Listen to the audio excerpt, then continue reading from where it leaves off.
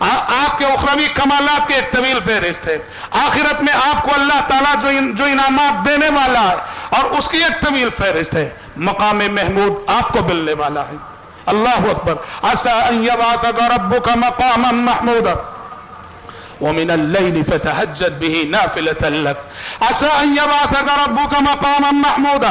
اے پیغمبر رات میں اٹھ کے تہجد کا اہتمام کیجئے، یہ نماز تہجد آپ کو مقام محمود پہ سرفراز کرے گی۔ جانتے ہو مقام محمود کیا ہے؟ جب ساری خلقت روز حشر پریشان رہے گی، پسینے میں ڈوبی، پسینے سے شرابور ہوگی، ساری خلقت پیغمبروں کے پاس جائے گی کہ آج ذرا اللہ کے دربار میں سفارش کر دیجئے۔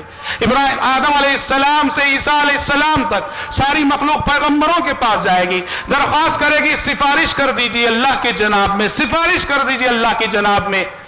ہر پیغمبر اپنی زندگی کی کسی سہو کو یاد کر کے، اپنی زندگی کی کسی بھول کو یاد کر کے معذرت کرے گا، اور اس وقت پیارے نبی فرمائیں گے انا لہا انا لہا، کہا کہ یہ مقام شفاعت اس کا حقدار میں ہوں، آج میں تمہاری سفارش کروں گا۔ پیارے نبی سجدے میں گر جائیں گے اور اس وقت اللہ تعالیٰ آپ کو حمد و ثنا کے کچھ مخصوص کلمات سکھائے گا۔ فَيُعَلِّمُنِي مَحَامِدْ، ان کلمات کے ذریعے آپ رب العالمین کی حمد و ثنا کریں گے تو اللہ کی جانب سے حکم ہوگا یا محمد ارفع راسک، یا محمد ارفع راسک وَسَلْ تُعْطَى وَاشْفَى تُشَفَّى۔ اے محمد سر اٹھائیے، مانگنا ہے جو مانگیں گے دیے جاؤ گے آپ، اور سفارش کیجئے آپ کی سفارش قبول کی جائے گی۔ یہ مقام محمود ہے جو آپ کو ملنے والا ہے، اور وسیلہ آپ کو ملنے والا ہے، وسیلے کا وہ اعلیٰ مقام جس کے بارے میں آپ نے فرمایا فَإِنَّهَا مَنزِلَةٌ فِي الْجَنَّةِ لَا تَنبَغِي إِلَّا لِعَبْدٍ مِّنْ عِبَادِ اللَّهِ فَأَرْجُو أَنْ أَكُونَ أَنَا هُوَ۔ جنت کا ایک اعلیٰ مقام ہے